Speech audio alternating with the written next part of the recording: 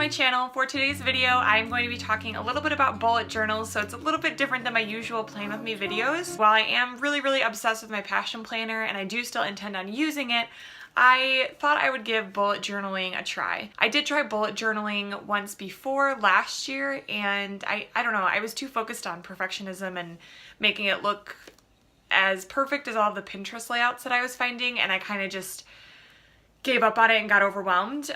But with my schedule the way that it is now and how my life is currently, the planners that I'm finding in stores just aren't working with what I need. So I thought I would give bullet journaling another try.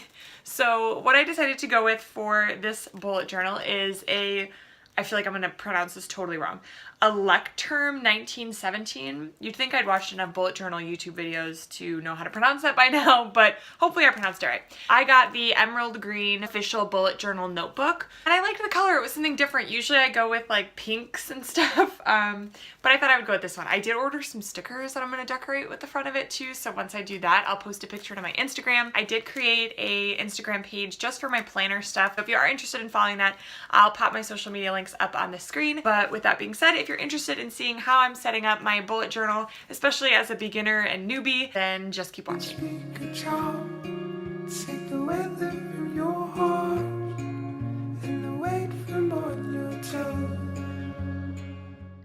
Okay, so when you open it up, you have your key right there.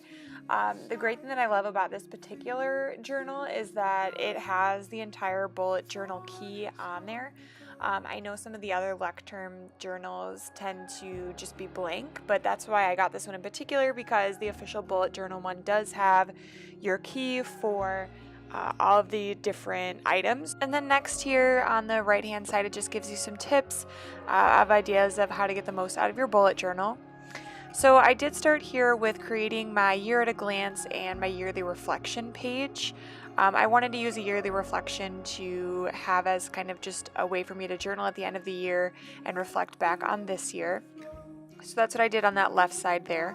And then on this right side, what I'm doing is my book list for 2018.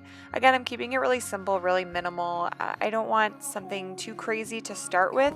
I definitely want to get more creative as I go, but just in the beginning, I want to keep it simple so that way I stick to this whole system.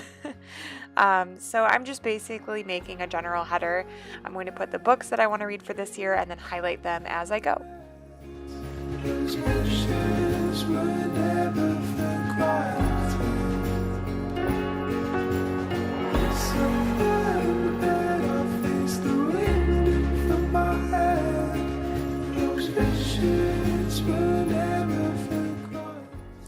So next I'm going to start with my first monthly layout. I think I'm going to use my monthly layouts mainly for my work schedule and just keeping track of different like events and travel plans that I have.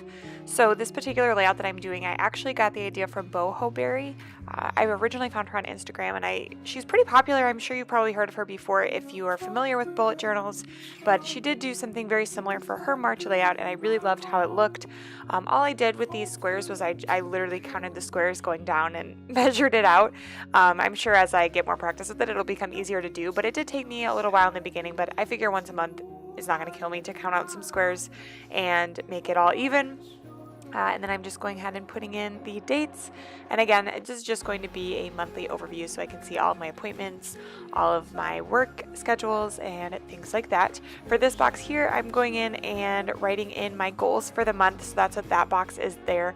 I'm going to do the top 3 goals that I have for every single month and put that in that box.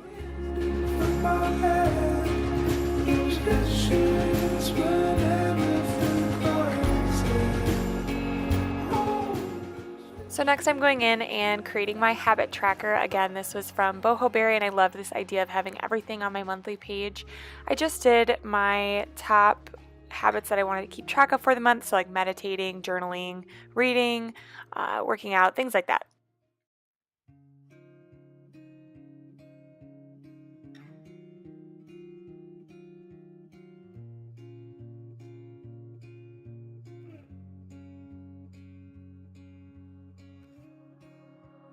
Drop and speak a charm. Take the weather from your heart and the weight from on your tongue.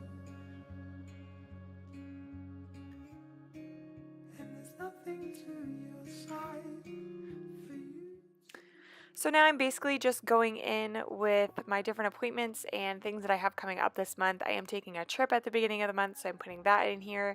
I'm also putting my filming and uploading schedule for YouTube, my video ideas, and all of that will go in here as well.